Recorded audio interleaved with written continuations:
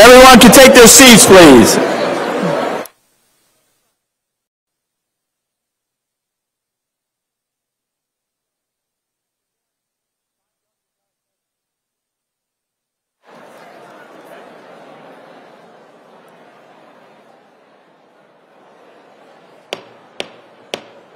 The House will come to order.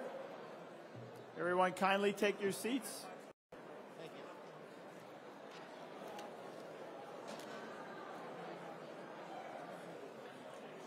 Thank you. Peter, Paul. What else you got?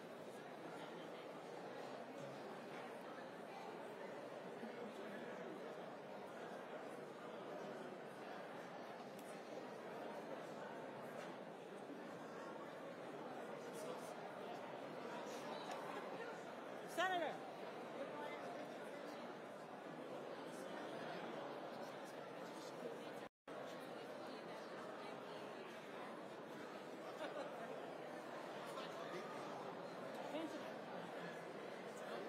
No, you're fine.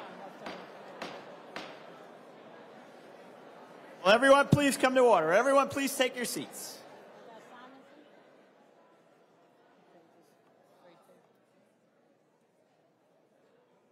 Somebody's got to run that machine, I think, right?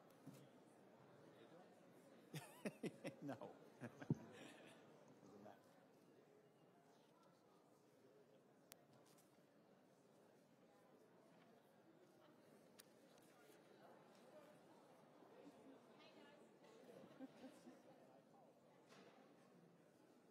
Hi, how are you?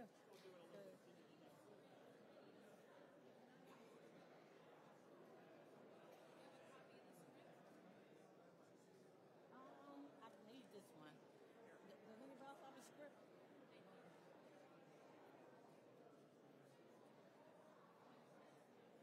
Roy didn't have a copy of the script.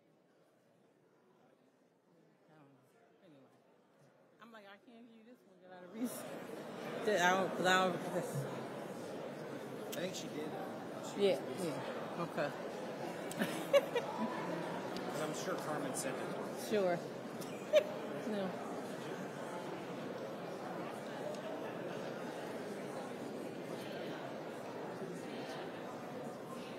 Oh. Lampkin.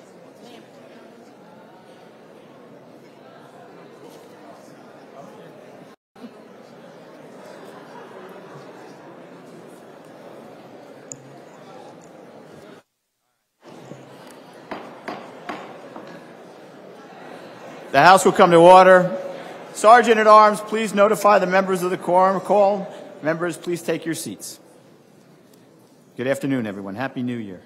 Madam Clerk, have all the required notices been given in accordance with the Open Public Meeting Act? Yes, they have, Mr. Speaker. Notice of the calendar for this session of the General Assembly having been sent to the members of the House, the Secretary of State, and the State House Press, and posted in accordance with the Open Public Meeting Act, I declare the House to be in session. Madam Clerk, please open the machine for a quorum call.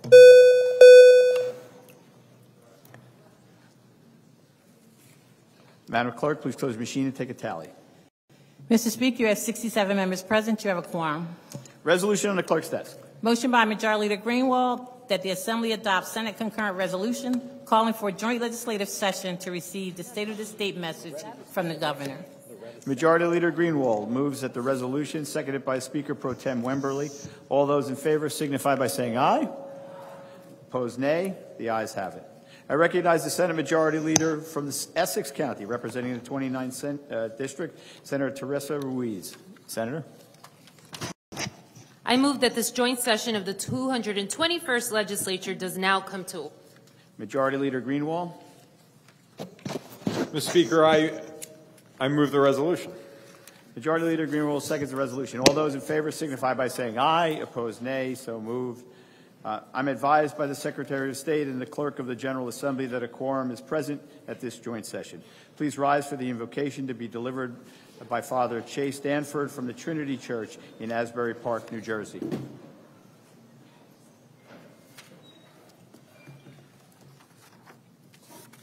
Let us pray.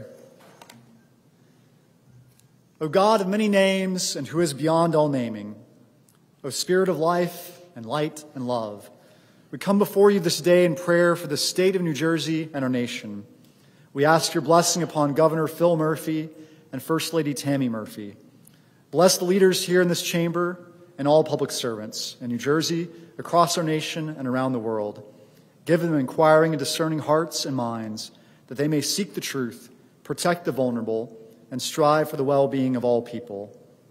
As wildfires rage in Southern California, we pray especially for all firefighters and first responders around our country. Keep them safe and keep the people they protect safe. We also ask your blessing on the families of all who serve, whether in elected office, civil service, as first responders, or in the armed forces. As we gather today to reflect on the accomplishments of the past year and the challenges and opportunities ahead, we pray for wisdom and courage. And we pray that we, your children, may always keep before us the example of our brother Jesus, who in his first public address read from the scroll of the prophet Isaiah, "The Spirit of the Lord is upon me, because he has anointed me to bring good news to the poor. He has sent me to proclaim release to the captives and recovery of sight to the blind, to let the oppressed go free, to proclaim the year of the Lord's favor." May your Spirit be upon us today and always to bring the good news of liberation, justice, and wholeness to our communities and our world. In all of your holy names we pray. Amen. Amen. Thank you, Father Danford. Would everyone please remain standing for the Pledge of Allegiance, which will be led by Assemblyman Daniel Hutchinson, representing the 4th Legislative District. Assemblyman. I pledge allegiance to the flag of the United States of America and to the republic for which it stands, one nation, under God, indivisible, with liberty and justice for all. Thank you, Assemblyman Hutchinson. I recognize the President of the New Jersey Senate from Union County, representing the 22nd District, Senate President Nicholas Scutari. Senate President. Thank you, Mr. Speaker. Mr. Speaker, I wish to inform the joint legislative session of the 221st Legislature that the Governor has arrived. My colleagues, honored guests, it is my honor and pleasure to present the Governor of the State of New Jersey, the Honorable Phil Murphy.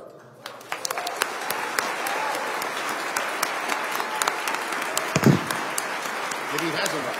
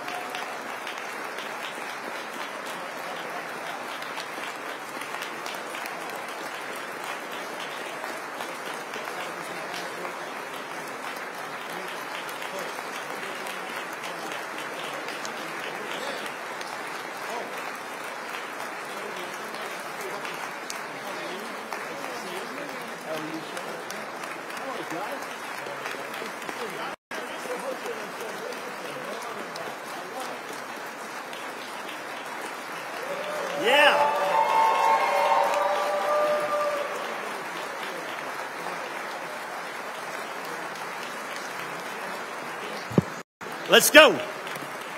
Actually, I got to move this guy here. Sorry. Excuse me. A little bit of housekeeping here.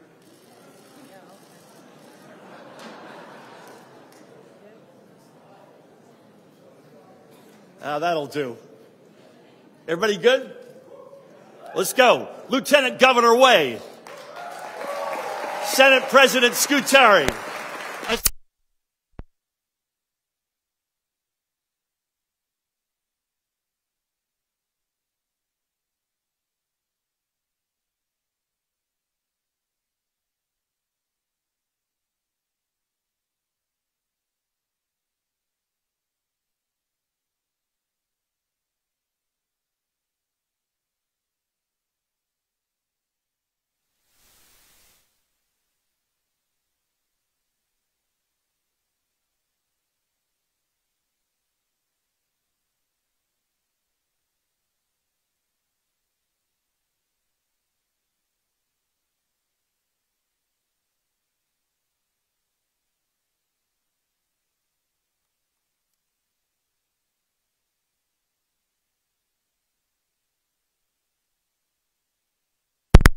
For 7 years, we have risen to every challenge that has come our way, and we have faced each. Together, we have built a state that is stronger, fairer, and more prepared to face the future. A state that leads the nation in being the best place to live,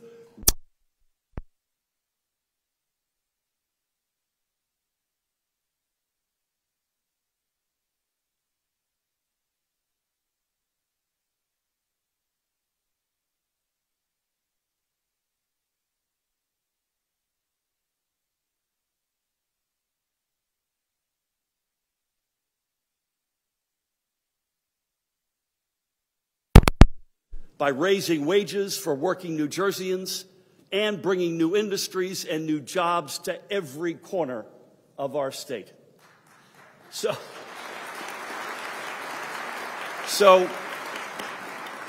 as I stand before you today, I am honored to report that the state of New Jersey is strong, ascendant, and ready for our greatest chapter yet. And though we have come far over the past 7 years, let me be absolutely clear, our jobs are not done, not by a long shot. And during this final chapter of our journey, our absolute top priority, as it has been, I might add, since day one, is delivering economic security and opportunity to every New Jerseyan. But this noble goal demands constant dedication and unwavering commitment. So to all of our neighbors in New Jersey who feel as though they have been forgotten, I give you my word. We are going to spend every minute we have left fighting for you and for your economic future.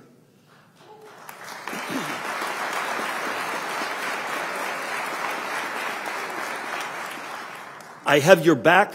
I always have, and I always will. And today, as I share my vision for the future of New Jersey, I want to start by acknowledging the elephant that is not in the room. In a few days, a new president will take power in Washington. Now, I know there is some uncertainty and even concern about what this new administration will bring. So here is my promise to the people of New Jersey. I will never back away from partnering with the Trump administration where our priorities align.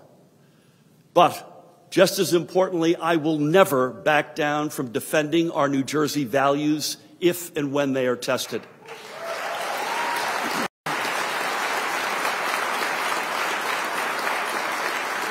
After all, to borrow a phrase from a former Trenton area bartender, the great Jon Stewart, and I quote him, "If you don't stick to your values when they're being tested, they're not values, they're hobbies."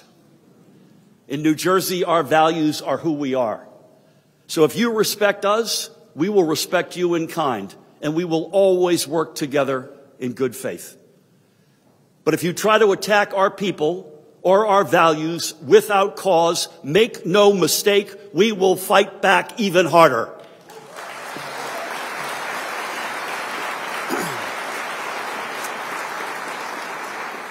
The people of New Jersey deserve leaders who will fight for them.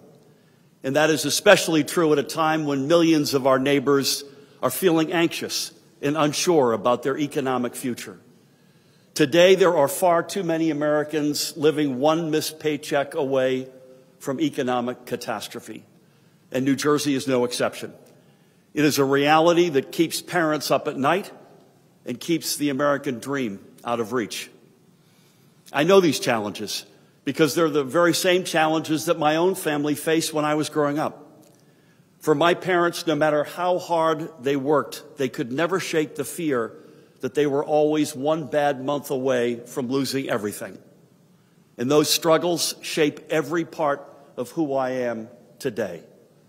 Because over the course of my own life, I have been blessed through hard work and a whole lot of luck to climb the ladder of opportunity and achieve my very own American dream.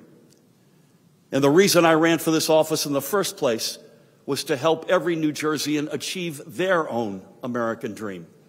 That has been the singular goal of our administration, building a stronger and fairer economy for our educators, our caregivers, our entrepreneurs, our veterans, and everyone who keeps our state moving forward.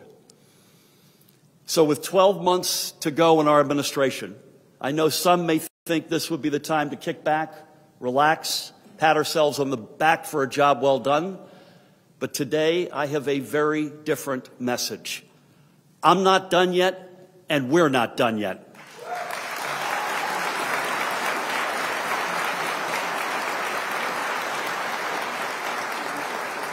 We're not done yet when it comes to fighting for the working people of our state.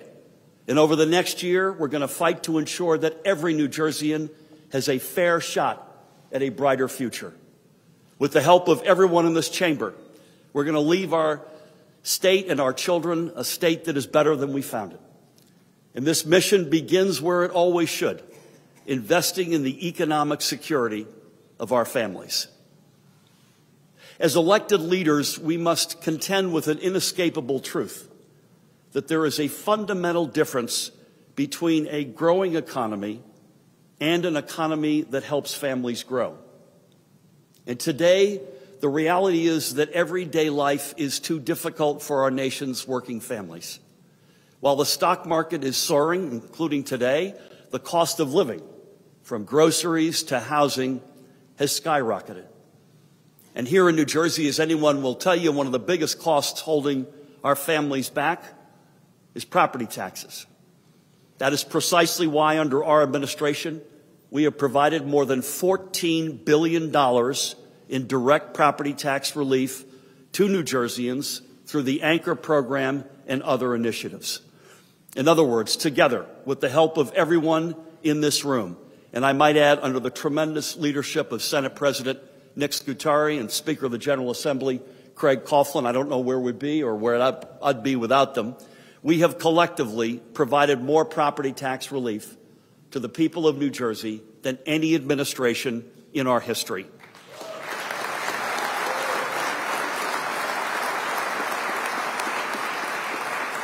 But property taxes are just one source of economic stress for our families, especially those that earn just enough money to survive.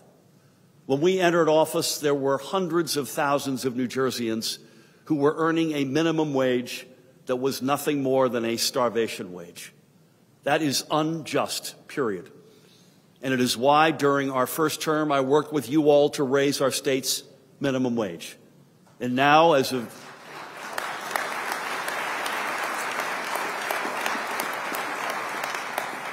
I'm wondering if there's an applause sign behind me here. And now, as of 2025, New Jersey's minimum wage is nearly double what it was when I entered office.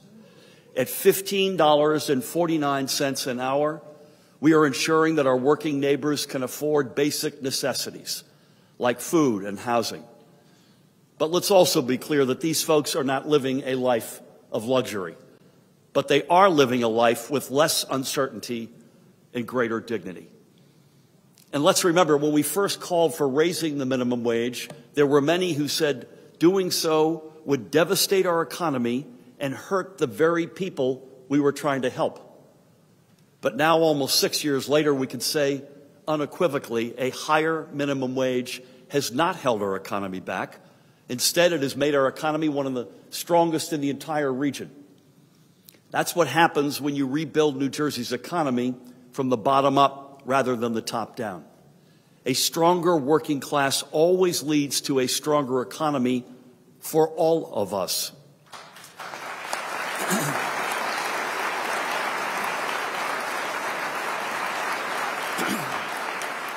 But of course, helping our neighbors earn a livable wage is merely a starting point. One of the great responsibilities of my job is listening to New Jerseyans. And when I meet with families across our state, I hear the same thing again and again. It doesn't matter where people live. They are worried about their future and their kids' future. People are anxious about being able to save for an emergency or simply a dignified retirement. So to help strengthen the long-term economic security of our families, our administration launched Retire Ready NJ. It is our state's first ever publicly run retirement savings program. And it offers nearly every worker in our state an option to invest in their family's future. It costs our taxpayers close to nothing to launch this program, and it is providing a big help to our families. Because being able to save for retirement should be a fundamental right for every worker. In that same spirit, I also believe that every working New Jerseyan should be entitled to another right, the right to paid parental leave. And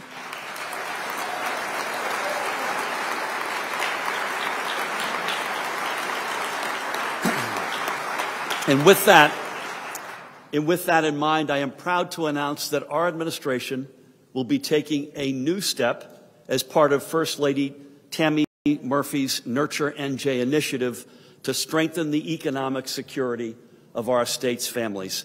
Point of personal privilege, if I may, you don't get nearly the credit that you deserve. God bless you.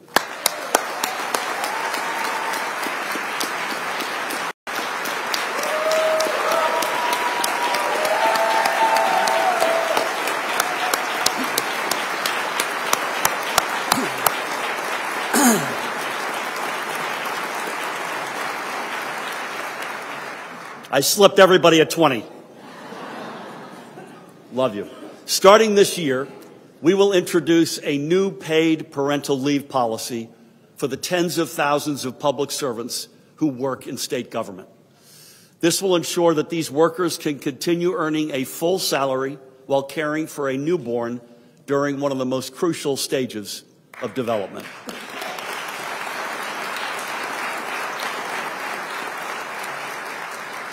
So you may ask, why are we doing this?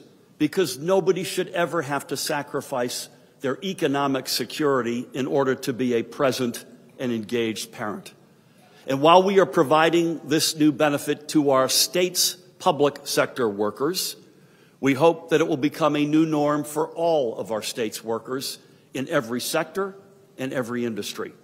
Because if we want New Jersey to remain the best state in America to raise a family, we have to live up to that with our deeds and our actions. So from providing unprecedented property tax relief to securing new benefits for our workers, during our final year, our administration will continue making it easier for New Jerseyans to secure their future in the Garden State. But when talking about the future of our families, we must always prioritize our most precious asset of all, our children. After all, if you want to measure the worth of a society, look to how it cares for its kids. Here in New Jersey, we've always believed that nothing is more important than nurturing the growth and development of our children. And that's exactly why we have invested record sums into strengthening the crown jewel of New Jersey, our best-in-the-nation public education system.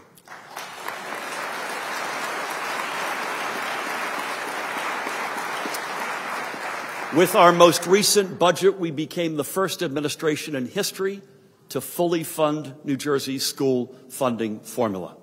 That means That means that we are directing more money to our school districts than ever before, especially those that have been historically underfunded. And at the same time, we're saving taxpayers money, because every dollar that the state spends on public education is a dollar our families and seniors get to save in property taxes. But when it comes to caring for our children, we're not done yet. Today, I'm announcing a suite of new proposals, each crafted to support our children at every stage of life, from the cradle to the college campus and beyond. When I first ran for this office, I set the goal of putting New Jersey on a path to free, universal pre-K. And with the help of each of you, especially Senate Majority Leader Teresa Ruiz and Assembly Members Andrea Katz and Sterling Stanley, we have done just that. And this year, we will not only move forward in reaching this goal, I'm also going to work with you all to enact a new proposal requiring school districts to provide full-day kindergarten in the communities that still lack it.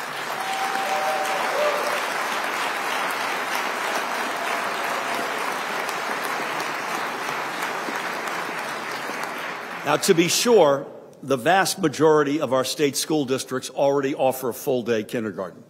But there are still some districts falling short. And as a result, families and children in these communities are being left behind. With us today is Jen Lai. Jen, stand up and take a bow. Yeah. Jen is one of our state's amazing healthcare heroes. She is a nurse, lives in Hillsborough with her 4 children, and her husband, Vince, who is, by the way, also a hero himself as a volunteer firefighter. 2 years ago, Jen and Vince became the proud parents of twins. Belated congratulations. They are thrilled to raise their children in Hillsborough. They love the community. But today it is one of the few towns in New Jersey that does not offer full-day kindergarten. So I believe that Jen and Vince's children deserve every opportunity in the world. And by ensuring that we can enjoy a full day in the classroom importantly early in their academic life, we will set them and every child on a path to lifelong success. And let's remember, this is not just an educational investment. It is an economic investment, because we will save every parent money by offering them a free, safe, and enriching environment to leave their child during the workday, whether it be full-day K or universal pre-K.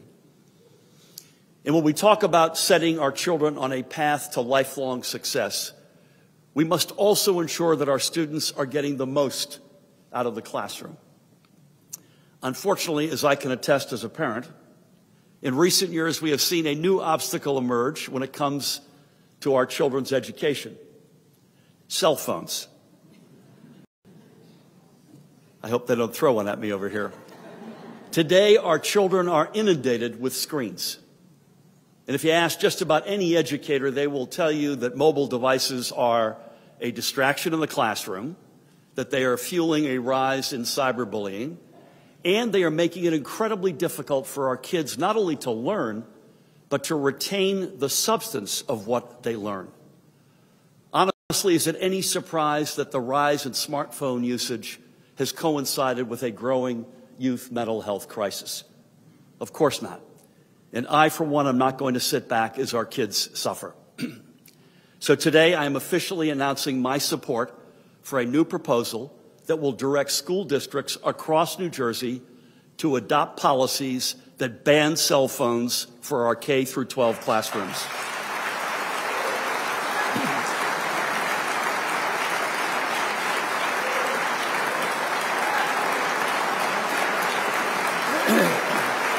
Okay? Nice flower.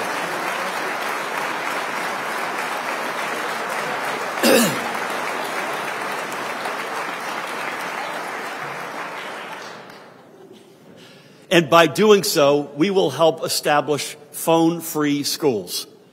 I want to thank Senator Paul Moriarty and Assemblywoman Rosie Begoli for their leadership on this issue. Every parent knows the damage that these devices can cause. Enough is enough. It is time for action. And as we continue moving forward in nurturing the development of our students, we remain committed as ever to help them succeed after they graduate high school. Over the past 7 years, our administration has made record-high investments into programs that help every student of every background afford a college education. And we've made these investments for a simple reason. Every child deserves the opportunity to chase their dreams. But a college education is just one pathway to economic success. I've always believed that our goal as leaders should be rebuilding as many pathways as possible to the American dream. Because it should not matter whether you have a college degree or you work in the trades, or if you live in Patterson or in Princeton. At the end of the day, economic opportunity should be guaranteed to all of our children. For that reason, our administration has worked to unleash a new generation of economic opportunities in every community. And as a testament to that fact, as of last year, New Jersey has more workers employed than ever before and more small businesses in operation than ever before.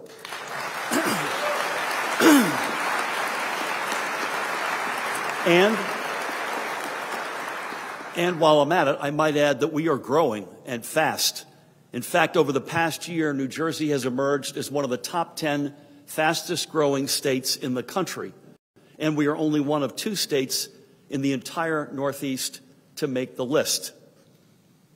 Apparently, there are more moving vans coming into New Jersey than leaving.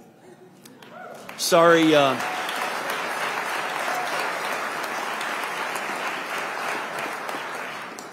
to let those pesky facts get in the good way of a good story. But even so, we must do more to create new opportunities for our students, our workers, and our entrepreneurs, especially the members of our Black and Latino communities, who have historically been excluded from the path to prosperity.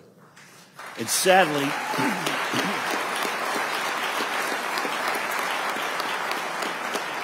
sadly, our state's history of exclusion is more recent than we may care to think.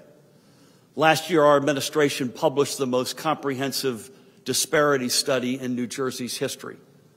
Appallingly, yet unsurprisingly, it found that minority and women-owned businesses in New Jersey have been disproportionately excluded from doing business with our state government. That is inexcusable. And to correct this injustice, today I'm calling on the legislature to enact a legislative package supported by, among others, Senator Nilsa Cruz Perez and Assembly members Shavonda Sumter, Benji Wimberly, and Sterling Stanley that will connect. They deserve it.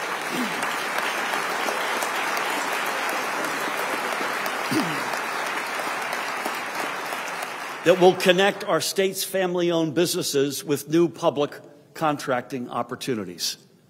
And taking this step is not just about addressing a legacy of exclusion. It's also about ensuring that we give a leg up to our local small business owners instead of leaving them behind.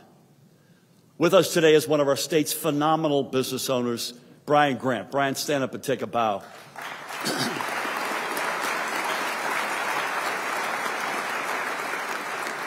A little over a decade ago, Brian founded Grant Engineering in Newark. And today, his company leads construction and engineering projects all across the country. Let us take legislative action this year to make it easier for business owners like Brian to keep their doors open and pass on a proud family legacy to their children. I believe that every New Jerseyan like Brian deserves the opportunity to build generational wealth. Keep at it, man.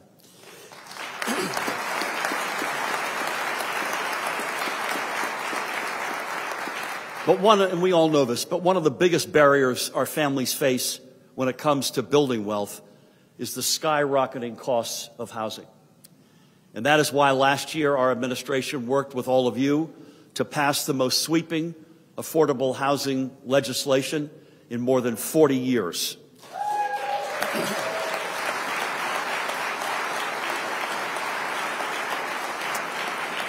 And now, as we work to convert that landmark law into action, I'm ready to work with you again to lower housing costs for New Jerseyans. This year, I am calling on the legislature, with humility, to reform our state's zoning and permitting laws with a number of proposals led by Senator Troy Singleton and his colleagues, so we can make it easier to build new housing in the communities where it's needed the most. By cutting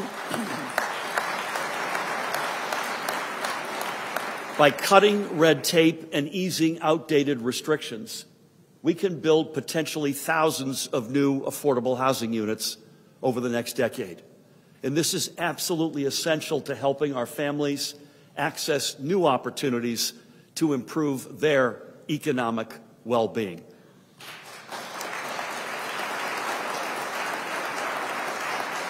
And on the topic of helping New Jerseyans access new economic opportunities, let's remember that we all rely on the same literal framework to get us where we need to go: our infrastructure.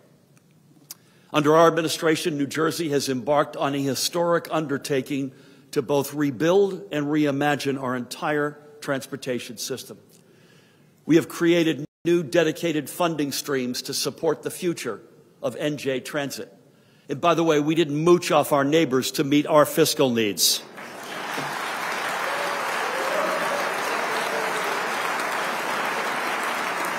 And while I'm at it, we have not stopped fighting for 1 second to defend our commuters going in and out of New York. Stay tuned.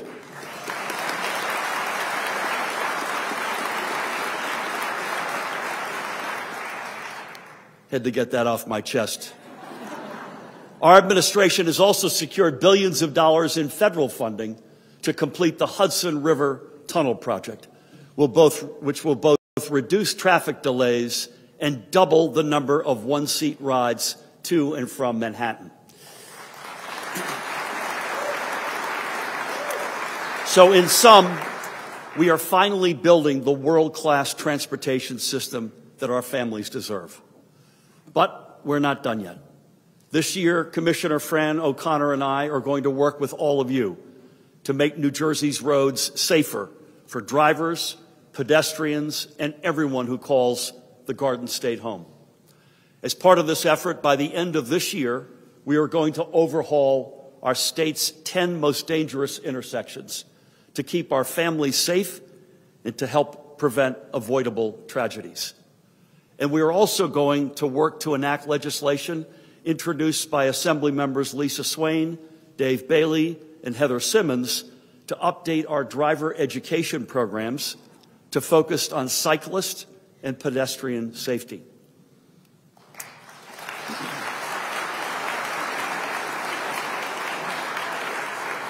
With us today is Sangeeta Badlani. Sangeeta, do you mind standing? God bless you. And your husband, Sunil, is with you as well. Sunil, great to have you as well. Sangeeta and Sunil are founders of the Nikhil Badlani Foundation and Families for Safe Streets, New Jersey.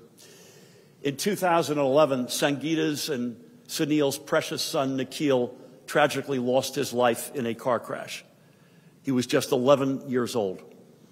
Nikhil was a tremendously gifted student, a Boy Scout, and a passionate musician. He should be still with us today. In Nikhil's honor, we must now enact policies that protect our children and make our transportation system safer and more reliable for everyone. Sangeeta, Sunil, God bless you and your little boy.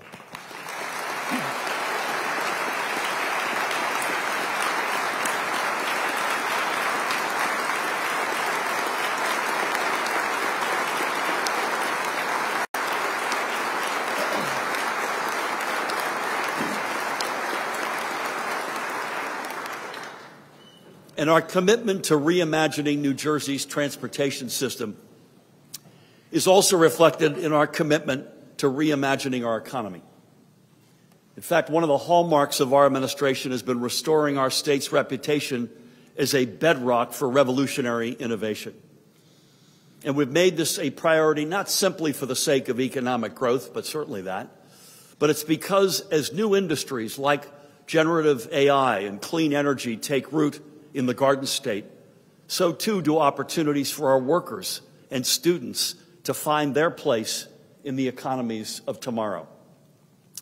Look no further than the series of strategic innovation centers that we've launched alongside our state's finest institutions of higher learning. From the NJAI Hub at Princeton University to the New Jersey FinTech Accelerator at Stevens Institute of Technology, or to the Helix in the Hub City, the home of Rutgers, New Brunswick, and the many other hubs we have continued to launch.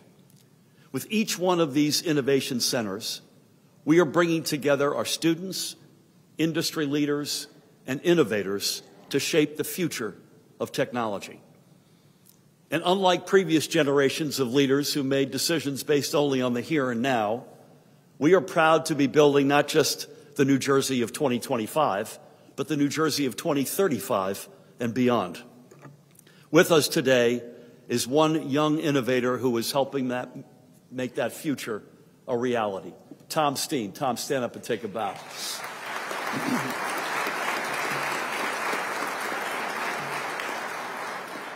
Tom is way cool, by the way.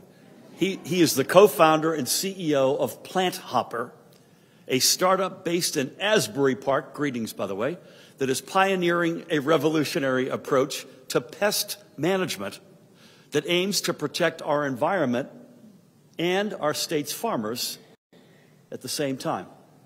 Tom is also a member of New Jersey's first ever class of Innovation Fellows. With this program, Tom and dozens of his fellow first-time innovators are receiving direct funding from the New Jersey Economic Development Authority to turn their game-changing ideas into commercially viable ventures. And I want to thank the EDA's CEO, Tim Sullivan, and his entire team for their leadership.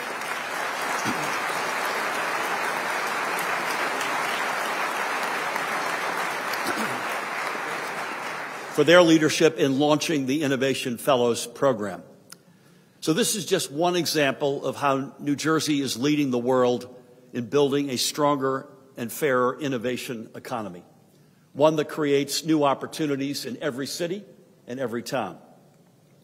And while these particular initiatives represent new endeavors for New Jersey, the fact is innovation has always been at the heart of who we are.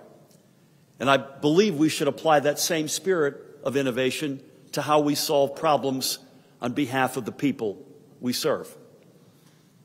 In that spirit, today, I'm asking you all to send to my desk legislation sponsored by Senator Pat Dignan and Assemblyman, I think we got Assemblywoman Annette Quijano, that will allow every New Jerseyan to obtain mobile driver's licenses and IDs accessible from their smartphone. This is just common sense.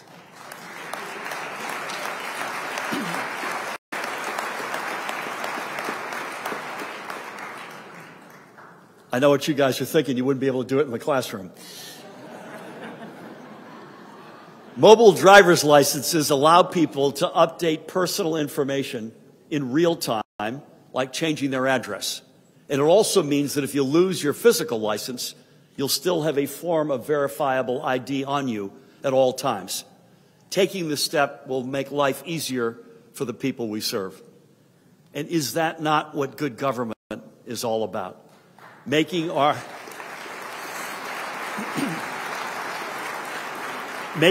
institutions more responsive to the needs of New Jerseyans, and listening when people speak up and bring new issues to our attention. To that point, I want to acknowledge somebody who is in the audience today. His name is Jack Curtis. He's a retired school principal from Mendham Township. Jack, stand up and take a bow.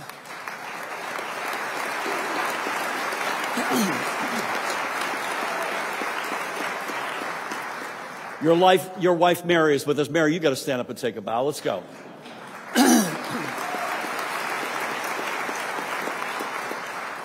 Now, I first got to know Jack when he called into my Ask Governor Murphy radio show, which I know you all listen to religiously.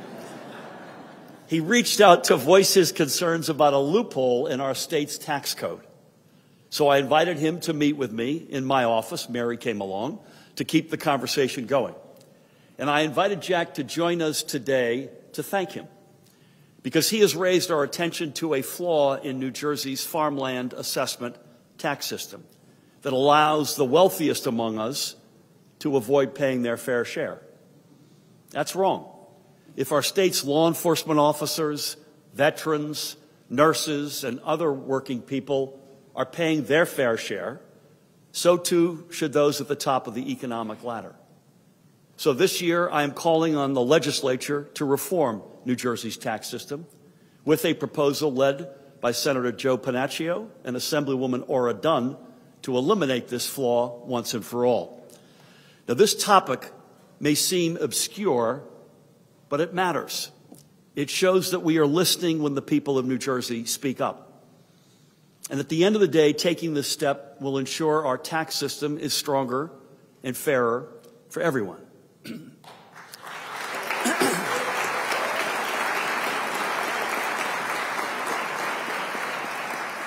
And as public officials, we all bear a responsibility to correct the failures and injustices of the past, whether it be fixing our tax code or refusing to repeat the mistakes made by previous generations. Each one of us only has a limited window of time to do whatever we can to leave this state we love better than we found it. And the reality is, when I entered office, there was a giant stack of unpaid bills piling up on New Jersey's kitchen table. But unlike previous administrations, I might add of both parties, we refuse to continue skipping out on paying our bills. For that very reason, we have made the full payment into our state's pension system not once, twice, but 4 years in a row.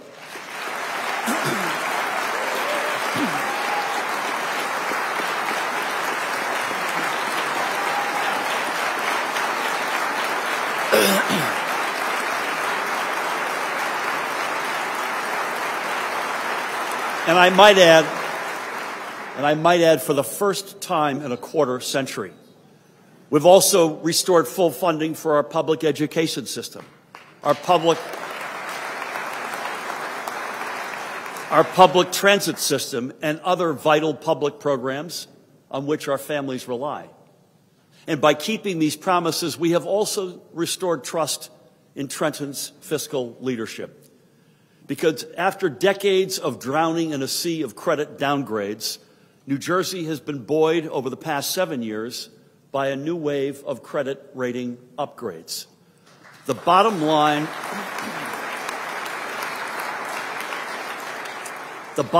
is this: we are paying our debts and we're keeping our promises. And yet, despite this historic progress, I know there are some who say they'd rather go back to the budgets of yesterday, that they would rather go back to the days when New Jersey kicked the can down the road. They claim it's cheaper that way. And these same voices complain that the budget today is bigger than it was when we took office. Well, they're right, yes. The budget is bigger, because that's what happens when you finally pay your bills and you actually meet your obligation to the people.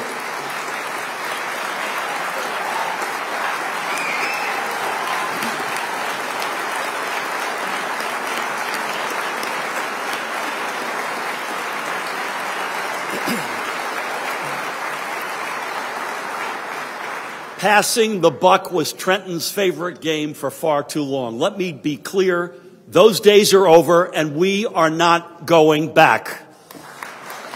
Because you know what happens when you abandon your responsibility to New Jerseyans? People get hurt. So to those of you running around complaining about our administration's spending priorities, why don't you level with the people of New Jersey? By the way, they're watching. Why don't you turn around and face our teachers, our police officers, our firefighters, and tell all the hardworking people who serve our state that you want to defund their pensions and deny them their hard-earned retirement? Or why don't you tell our state's parents that you want to defund our schools? and deprive our children of the education they deserve. And by the way, at the same time, make our families pay more in property taxes. Or tell commuters which road you won't fix, or the train that you won't upgrade. Or tell all the women seeking essential health care, whether it's a mammogram or an ultrasound, that you're willing to defund Planned Parenthood just like the last administration did.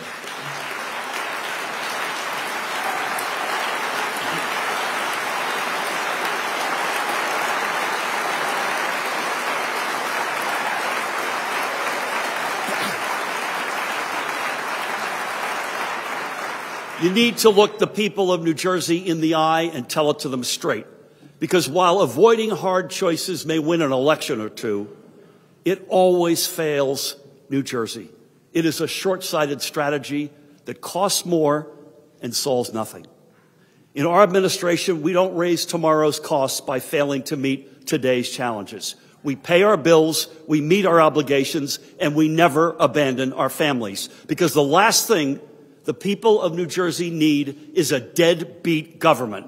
And this is not, hold on now, this is not a Republican issue or a Democratic issue. This is about paying what we promised, supporting our most vulnerable, and lifting up our families, period.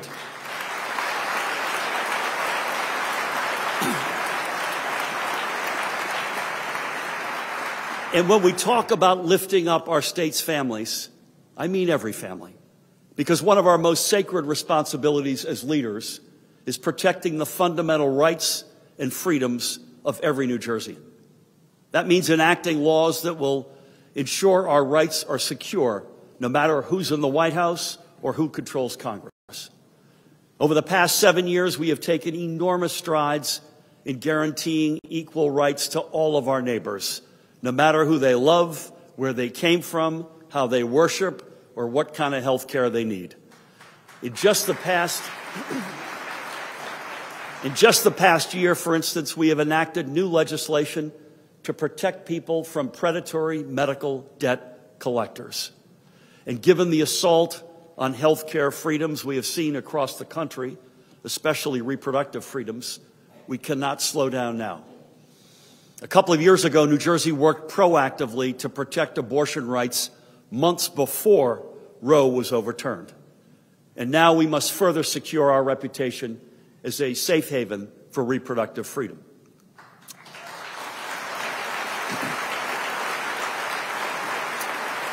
First, I am again calling on the legislature to pass a law that will scrap out-of-pocket costs for abortion procedures.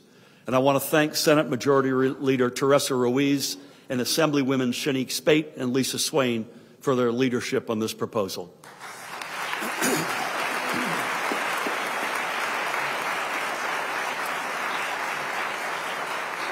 Additionally, and in light of the anti-choice policies supported by the current majorities in Congress, today I am also announcing that New Jersey will begin stockpiling a supply of mifepristone so every woman can access this crucial form of reproductive care.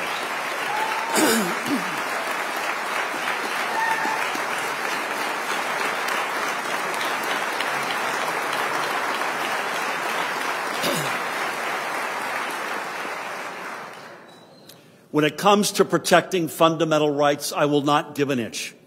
And that same commitment also applies to the next generation and the generations yet to come, all of whom are entitled to a safe, healthy, and livable planet. One of our administration's proudest accomplishments has been making generational progress in protecting our environment. But despite how far we have come, we cannot escape the reality that climate change looms larger by the day.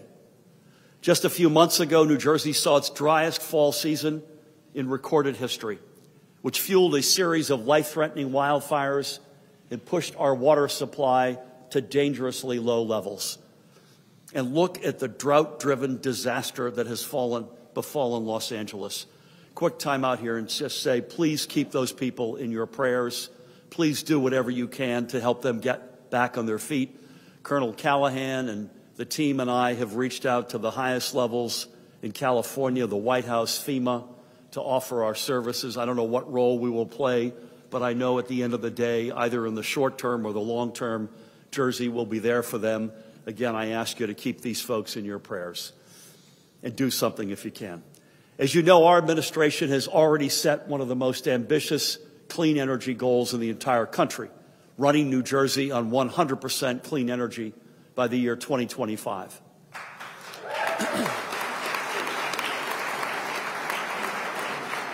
And to make sure our state remains on track to reach that goal, I'm calling on the legislature to work with Senator Bob Smith and Assemblyman Wayne D'Angelo and Rob Karabinchak to codify our clean energy standard into law.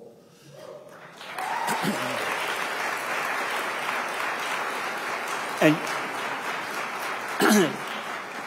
taking this step is not merely, although it is, about reducing our reliance on fossil fuels. This is also about securing our state's energy independence and creating good-paying union jobs in the clean energy industries that will power our future. And just as the people of New Jersey are entitled to a safe, livable planet, they're also entitled to the most fundamental right we have as Americans, the right to vote. Thanks to the leadership of our Lieutenant Governor and Secretary of State, the great Tahisha Way, voting rights in New Jersey are more secure than ever before.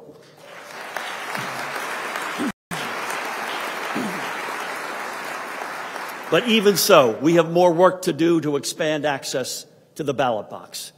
First, it is time to pass legislation introduced by Senator Raj Mukherjee and Assemblywoman Verlina Reynolds-Jackson to my left, Trenton zone, that will make same-day voter registration a reality in the Garden State.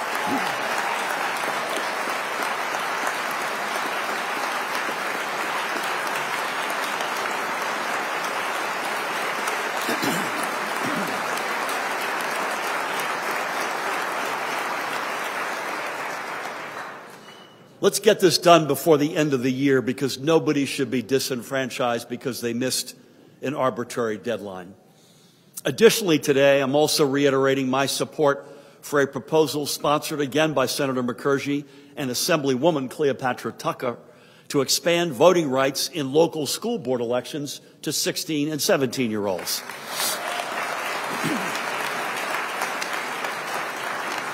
Cities like Newark are already doing this, and it's time we did it statewide. As I said during my last State of the State address, this proposal is an investment in the long-term health of our democracy, because empowering our youth to participate in local elections will encourage them to become lifelong voters. And of course, if we want to live up to our nation's foundational promise of liberty and justice for all, we must do more than just protect our fundamental freedoms. Living up to the American promise also demands that we reform a criminal justice system that has failed generations of families. And in recent years, I'm proud to say we have done just that. And we have proven together that we can build a fairer justice system and strengthen public safety at the same time. Just days ago, we received word that last year, New Jersey saw its lowest number of shootings in recorded history.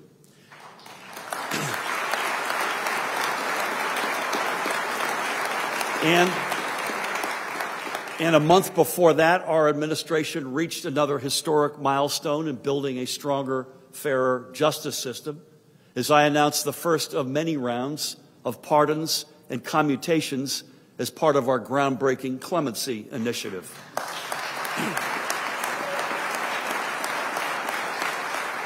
With this initiative, we have created a process for granting clemency not based on whether an individual is connected to those in power, but based on fairness and impartiality. Every single one of the 33 people I pardoned last month has earned their second chance. And one of them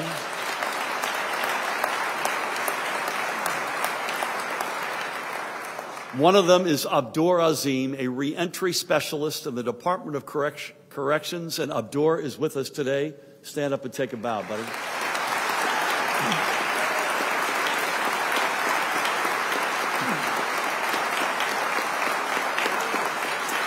Like many, Abdur made some mistakes early in his life, but he did his time, and he then dedicated himself to giving back to his fellow New Jerseyans. And Abdur's story is just one example of how we are working to live up to New Jersey's reputation as the state for second chances. God bless you, man.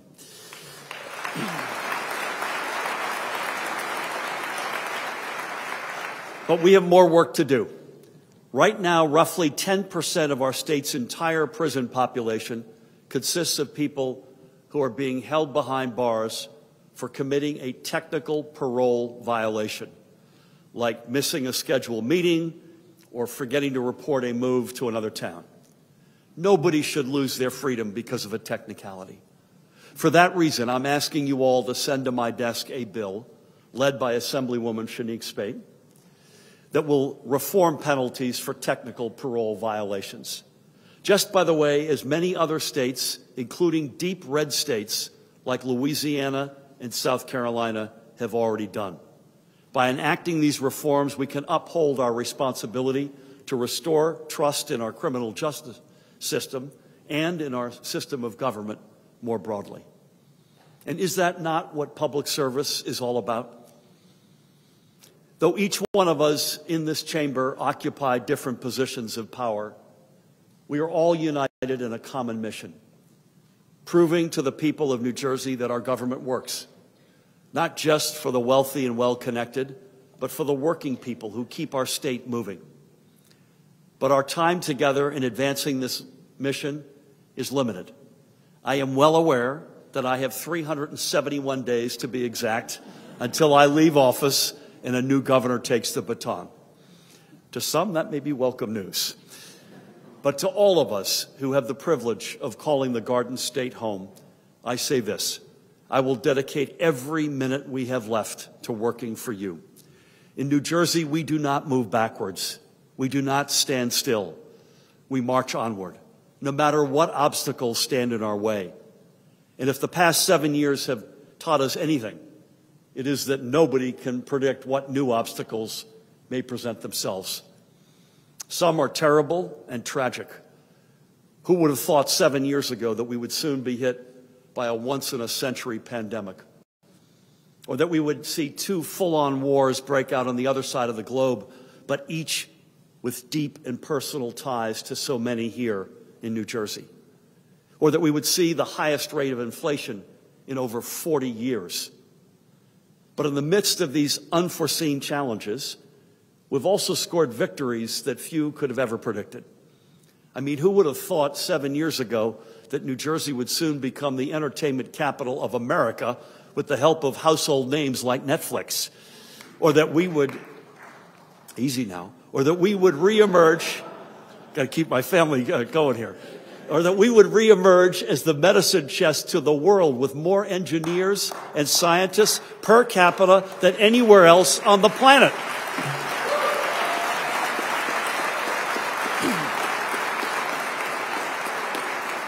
Or that we would be selected as the host for the biggest sporting event in human history, the 2026 FIFA World Cup Final.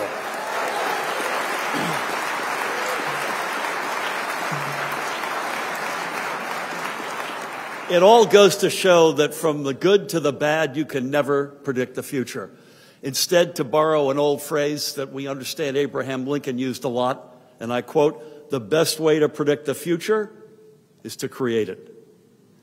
And it is thanks to everyone in this chamber today, to the members of our administration, and most importantly, the people of New Jersey, that together we have created a state that is better than the one we inherited 7 years ago. And it is not because we have solved all of our problems, because we haven't, or that we have even had all the right answers. It's because we've remained devoted to our Jersey values, we have worked our tails off, and we have dared to dream big. We've demonstrated the value of having cooler heads at the helm.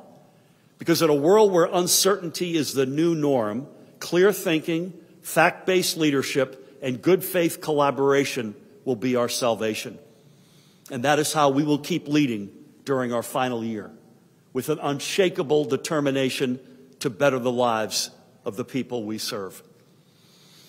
So over the next 12 months, I challenge all of us to live and breathe a simple yet bold mission: to fight to ensure that every one of our neighbors is economically secure enough to make their future in the Garden State; to fight for every parent struggling to afford the cost of groceries, gas, housing, and a college education; to fight for every child's fundamental right to a bright, prosperous future, and every worker's right to a dignified retirement; and to fight relentlessly to ensure that our laws protect our most vulnerable just as well as they protect our most powerful.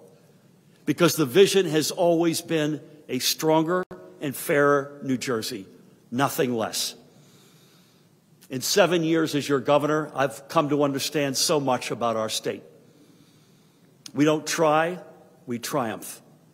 We don't waver, we win. And we don't settle, we soar. So again, I say, I'm not done yet, we're not done yet, and New Jersey is just getting started. And together, we're going to show the world what it means to be the best place to live, work, and raise a family. We're going to show the world that New Jersey is the state where big dreams come true. We're from Jersey, baby. We never slow down. And together, we're going to run through the tape. Thank you all so much. God bless you all and your families. And may God continue to bless the great state of New Jersey and the United States of America. Thank you, man.